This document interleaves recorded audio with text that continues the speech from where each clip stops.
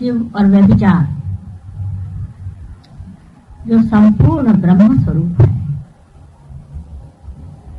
उसका नाम लेकर इतना महापाप करना, अपनी दुर्गति की पूर्ण व्यवस्था कर लेना। एक माँ के नाते मैं आपसे बताती हूँ कि इस तरह की गलत फहमी में कभी मत रहना।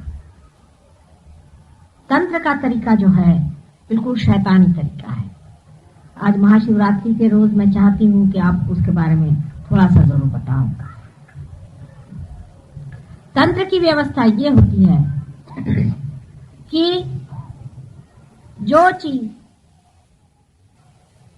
परमेश्वर को पसंद नहीं है, जो चीज देवी को पसंद नहीं है, वही कर। देवी के सामने ही गलत गलत काम करना शुरू करो।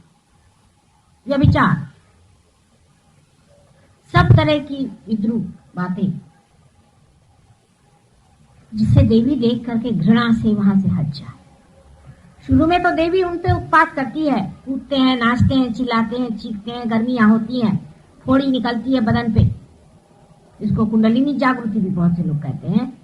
मेरे पास ऐसे बहुत से लोग आए ट्रीटमेंट के लिए जो कहते हैं कि हमारे अंदर ऐसे लग रहा है जैसे हजारों बरैया काट रही, हमारी कुंडलिनी जागृत हो। और भी ऐसे आते हैं जो बताते हैं कि यहां से लेकर के यहां तक सब हमारे अंदर बड़े बड़े फफूंदे आ गए। यहाँ उषा इंस्टीट्यूट में एक डॉक्टर साहब हैं, उनका नाम मैं भूल गई, डॉक्टर पाल। वो मेरे पास आए थे, वो बता रहे थे कि उनकी कुंडलिनी किसी ने जागृत की और उनके बदन में हजारों बिच्छू को काट रहे और बेचारे कूदते हुए खड़े रहे, माँ मेरे पास, मुझे बचाओ, मुझे बचाओ। मैं उनकी कुंडलिनी उतारे थे, मैंने कहा आदमी बेटे जरा सबको देखो। 1 मिनट के अंदर उनकी कुंडलिनी मैंने शांत कर दी।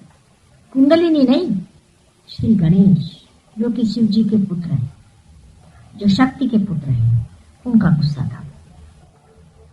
मैंने जब उनसे पूछा तो मैं समझ, जिस इंसान ने उनकी कुंडलिनी जागृत की थी उसका वो नाम उन्होंने मुझे बताया। वो किसी को बताते भी नहीं है, डर के मारे, घबराहट के मारे। कुंडलिनी के नाम से वो घबराते हैं बेचारे।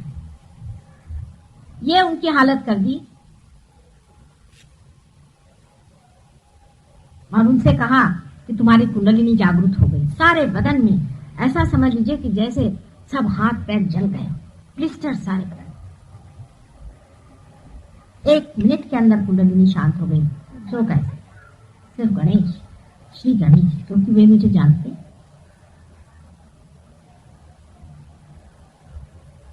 ऐसे तांत्रिकों से बहुत बच के रहने की जरूरत है। देवियों के सामने जाकर के खजुराहो में आप जाके देखिए, इन तांत्रिकों ने क्या उत्पात कर रखा है। 6वीं सदी में शंकराचार्य के बाद में तो इन्होंने एक नया ही जंग खड़ा कर। जैसी देवी की बात उन्होंने कही, उन्होंने सोचा कि हाँ अब मां का राज्य आने वाला है, चलो इसके पीछे लग जाओ। उस वक्त के राजा लोग बहुत ही गिरे हुए, बहुत ही बुरे नजर से देवी की ओर देखते थे। कितने दुष्ट लोग उस वक्त राज्य करते थे, पूरा पट्टा की पट्टा यहां से बंगाल तक। और उनके जो मंत्री लोग थे वो यही थे, जैन। जैन लोगों में खाने के मामले में तो पट्टे बांध के घूमते हैं मुंह पर। औरत के मामले में कोई झगड़ा नहीं, मुंह पे पट्टे बांध के घूमने से सोचते हो गया। वो कृष्ण को नाम धरते हैं कि वो संहारक था, राम को नाम धरते हैं वो संहारक था। हालांकि महावीर बहुत ऊंची चीज है। जैसे हमने सबका ही ठिकाना किया है, ऐसे जैनियों ने महावीर का भी ठिकाना कर दिया। ये तो सभी के एक एक ढंग होते हैं। उन्होंने ये प्रथा चलाई कि छोटे छोटे लड़के लड़कियों को भी वो आश्रमों में भेजते, जैसे कि पोप करते हैं। उस वजह से इस कदर अनैतिकता बढ़ गई, जबरदस्ती की बात यहाँ तक कि ब्राह्मणों ने भी ये बात उठाई कि विवाह के पश्चात भी मनुष्य को बिल्कुल संयमित रहना चाहिए और ब्रह्मचर्य में रहना चाहिए। बिल्कुल अननेचुरल सी बातें, उसके जो दबाव से खजुराहो जैसी गंदी चीजें तैयार हो। हालांकि खजुराहो में मैं जरूर कहूंगी कि कलाकारों ने भी कमाल कर दिया। जहां जहां उन्होंने मूर्तियां बनाई वहां देवी देवताओं की मूर्तियां काफी बड़ी बड़ी बनाई, मोटी मोटी, क्योंकि होते ही देवी देवता मोटे ही होते हैं, क्योंकि उनको पानी की बहुत जरूरत है। जितने चक्र चलते रहते हैं तो पानी तो ऊपर से चाहिए, नहीं तो चलेगा नहीं। और बाकी ये छोटी छोटी लंबी लंबी पतली पतली कहीं कहीं उन्होंने लगा दी राजा को खुश करने के लिए। लेकिन वो कोणार्क का जो वो था, तांत्रिक था, वो उसका क्या कहे। अब वहीं पर आप देखिए पास ही में ऐसे भी मंदिर हैं जहां पर ये वाममार्गी जा करके और देवी को असंतोष में डालते, मदिरा पीते, शराब पीते हैं और व्यभिचार करते। और जब वहां से देवी का चित्त हट जाता है, यहां तक हमारा फोटोग्राफ से आपको बताते हैं, आपसे अभी तो आपको वाइब्रेशन आएंगे अगर आप देखें तो। लेकिन अगर इसके सामने व्यभिचार होना शुरू होगा तो इसमें से फोटोग्राफ में से हम गायब, आपको कोई वाइब्रेशन नहीं आने वाला।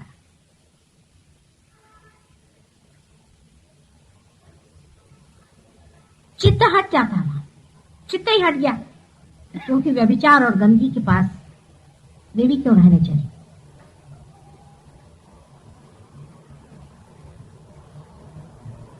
वैसी जगह शिव जी बैठते हैं काफी देर तक और तड़ाके भी बहुत देते हैं। वहां पर भैरव नाथ भी वहां जमे रहते, उनके तड़ाके के बगैर लोग ठीक नहीं होते। पहले खूब तड़ाके खाते, बड़ी हालत खराब होती है उनकी, पर तो भी बेशरम जैसे लगे ही रहते। वही से तपस्या करते हैं, बीमार पड़ते हैं, आफतें होती हैं, उल्टियां होती हैं, खून गिरता है, सब होता है, बदन में आग हो जाती है, पर तो भी जमे रहते हैं। फिर शिव जी भी वहां से लुप्त हो जाते हैं।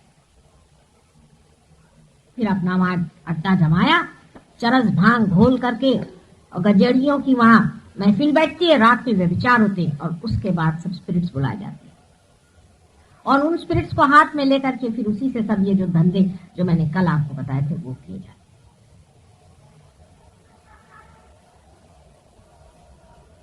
शिवजी के भोलेपन की ये हद है, इतना इनोसेंस का वो पुतले हैं कि जब रावण ने उनसे कहा कि अब तुम मुझे अपनी शक्ति ही दे दो तो उन्होंने उसको भी दे दिया। इतना भोलापन, निष्पाप, जिनको कि पाप ही क्या है नहीं मालूम, पाप को भी खा जाए, सबके सब चीज खा जाए, लाओ जो कुछ खाना है खा जाए। जैसे गंगा में सारे पाप धुलते हैं कहते हैं, तो आप समझ सकते हैं कि गंगा में इसलिए पाप धुलते हैं कि शिव जी के जटा से उतर आई, इसीलिए जिनके जटा को छूने से ही इतने पाप धुलते हैं, जो स्वयं साक्षात जो होंगे सो क्या होंगे सो बता दी, जिनका साक्षात करने से ही सारे जिसके पाप धुल जाते हैं, जिनको याद करने से ही सबके जो जितने भी भवसागर के जितने भी लगे हुए पशु पक्षी के तरह से चिपके हुए जो कुछ भी गंध मैल आदि जीवित और निर्जीव जो कुछ भी हो, सारी बाधाएं हैं जिसकी खत्म हो जाती है। ऐसे शिव जी के लिए लोग ये कहते हैं कि व्यभिचार से शिव जी खुश होते। ऐसे संसार में क्या बात की जाएगी।